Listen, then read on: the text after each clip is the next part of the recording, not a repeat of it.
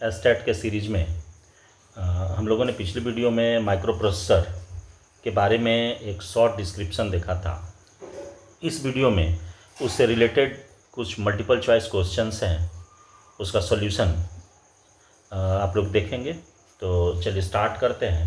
देखिए, सबसे पहला क्वेश्चन है, मैंने जो यहाँ डाल रखा है, which of the following is the main function of A micro processor.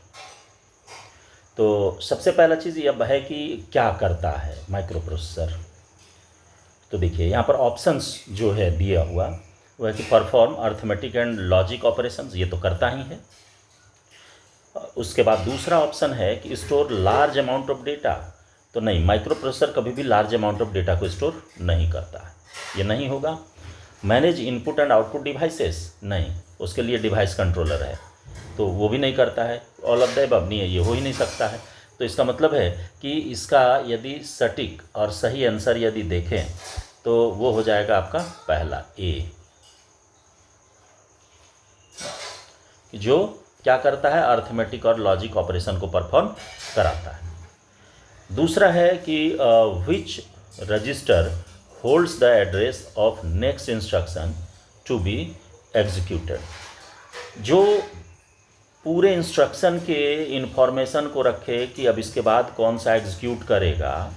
तो रजिस्टर्स में जब देखिएगा तो देखिए एक्यूमुलेटर नहीं, ये तो जनरल पर्पस रजिस्टर कहलाता है। प्रोग्राम काउंटर, हाँ, प्रोग्राम काउंटर काउंट करता है कि कौन सा प्रोग्राम है, अगला कौन सा आएगा।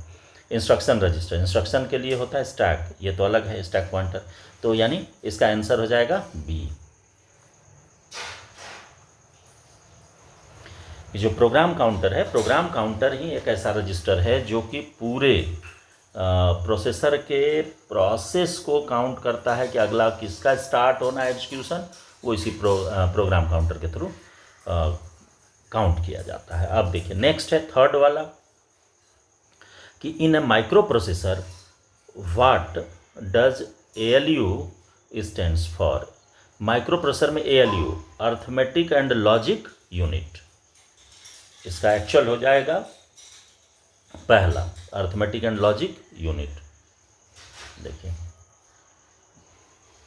यानी एरे लॉजिक यूनिट ये होगा नहीं, एप्लीकेशन लॉजिक यूनिट होगा नहीं, एल्गोरिदम लॉजिक यूनिट होगा नहीं, अर्थमेटिक एंड लॉजिक यूनिट होता है। Which of the following is the data bus responsible for, कौन सा डेटा बस रिस्पॉन्सिबल है।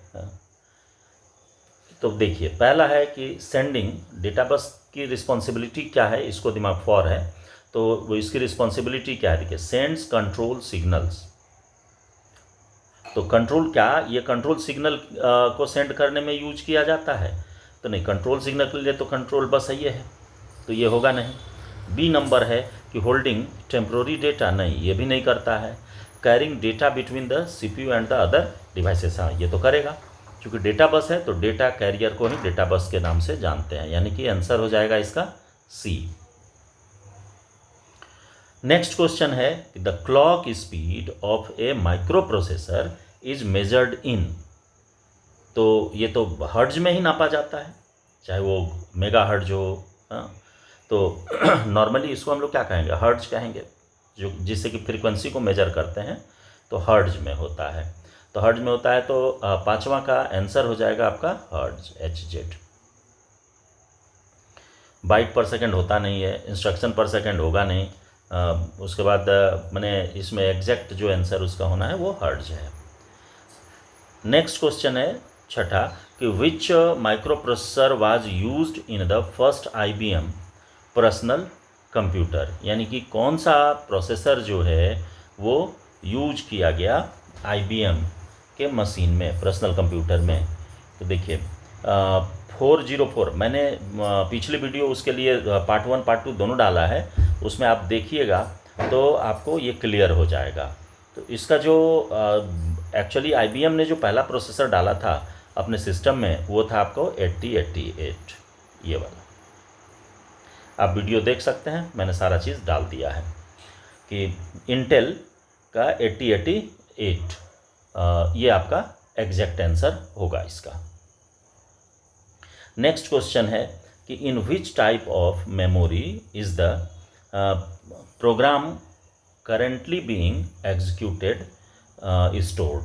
तो देखिए आपका जो मेमोरी है, प्रोग्राम का एग्जीक्यूशन जो होगा अब वो कहाँ होगा। अब इसको आप देखिए ऑप्शंस क्या क्या है। ऑप्शंस इसमें देखना बहुत ज़रूरी है, और ऑप्शन क्वेश्चन के अकॉर्डिंग आपको सोचना पड़ेगा कि क्या क्वेश्चन करा, उसके अकॉर्डिंग सटीक आंसर कौन सा होगा। तो देखिए रोम, इससे कोई मतलब नहीं है। रैम, हाँ प्रोसेस तो करेगा, तो रैम। इसके बाद कैज है, तो कैज तो इन बिटवीन रहता है। और उसके बाद हार्ड डिस्क है, नहीं हार्ड डिस्क तो सेकेंडरी स्टोरेज में आ जाता है। तो इसका एग्जैक्ट जो आंसर होगा वो होगा बी, रैम। नेक्स्ट है which of the following is a type of instruction used in microprocessor. कौन सा इसमें से सटीक आंसर इसका होगा। तो चलिए इसको स्टार्ट करते हैं। देखिए डेटा इंस्ट्रक्शन, ये भी तो यूज होता ही है माइक्रोप्रोसेसर के अंदर। कंट्रोल इंस्ट्रक्शन ये भी है, अर्थमेटिक इंस्ट्रक्शन ये भी है। तो यस, इसका मतलब हो गया कि जब तीनों है तो नेक्स्ट एंड लास्ट ऑप्शन इसमें देखिए ऑलरेडी दिया हुआ है कि ऑल ऑफ द एबव। यानी माइक्रो प्रोसेसर, देखिए इसमें सीधा सीधा दिमाग में माइक्रो प्रोसेसर करता क्या है कि सारे का डेटा से इंस्ट्रक्शन की कंट्रोलिंग, अर्थमेटिक और लॉजिकल ऑपरेशंस जो भी दिया गया रहेगा ये दिमाग से आपको सोच लेना होगा उस समय। नेक्स्ट है कि the process of converting assembly language into machine language code is called क्या कहेंगे उसको। पहला है कंपाइलिंग। तो कंपाइलिंग, जब असेंबली की बात कर रहा है तो फिर कंपाइल करने की बात तो होगी नहीं। असेंबलिंग, तो असेंबलर जो है यानी कि यहाँ पर क्या कहलाएगा, असेंबलिंग कहलाएगा। जब असेंबली लैंग्वेज की बात कर रहा है तो उस समय कंपाइलिंग नहीं होगा, इंटरप्रेटिंग नहीं होगा, ट्रांसलेटिंग नहीं होगा, सीधा होगा असेंबलिंग।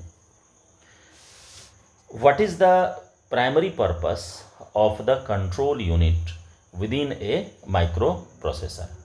सीयू आप को शायद याद होगा कि जब सीपीयू को, यानी या आप ये कहेंगे कि लॉजिकल पार्टीशन जब करते हैं तो 3 पार्ट बनता है। सीयू, उसके ऊपर होता है एमयू, और इधर होता है आपका या मेमोरी यूनिट एक पार्ट हो जाता है, और एक है आपका एएलयू। तो सीयू क्या काम करता है, अब आपको ये इसका आंसर देना है। तो देखिए पहला है कि परफॉर्म कैलकुलेशंस, दूसरा है स्टोर डेटा, तीसरा है डिकोड एंड एग्जीक्यूट इंस्ट्रक्शंस, और चौथा है कंट्रोल मेमोरी साइज। तो देखिए मेमोरी साइज से रिलेटेड तो एमयू का काम है, स्टोर डेटा ये भी मेमोरी से रिलेटेड है, परफॉर्म कैलकुलेशन अर्थमेटिक ऑपरेशन हो गया। तो इसका मतलब है कि जो सी है वो एप्रोप्रिएट आंसर है कि डिकोड और एग्जीक्यूट इंस्ट्रक्शन, ये आपको एप्रोप्रिएट आंसर होगा।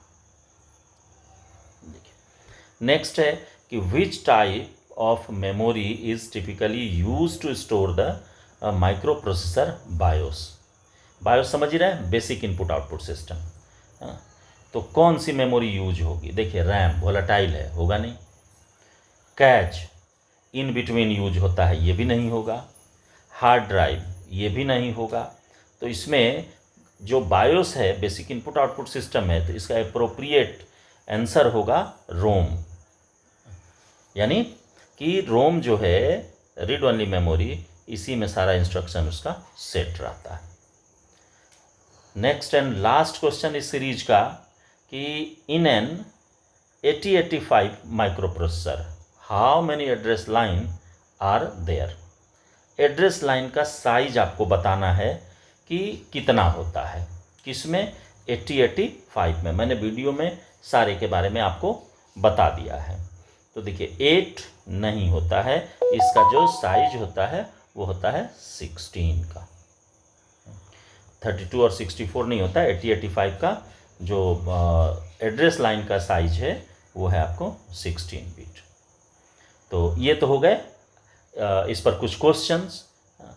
इसको आप अपने ढंग से तैयार कीजिए और मैं अगली जो वीडियो मेरी आएगी उसमें मैं प्रयास करूंगा कि माइक्रो प्रोसेसर के इंटरनल आर्किटेक्चर पर फोकस करना, जिससे कि ज़्यादा से ज़्यादा क्वेश्चंस बनता है, और उससे रिलेटेड फिर मैं क्वेश्चंस आपको बताऊंगा। तो मिलते हैं अगली वीडियो में।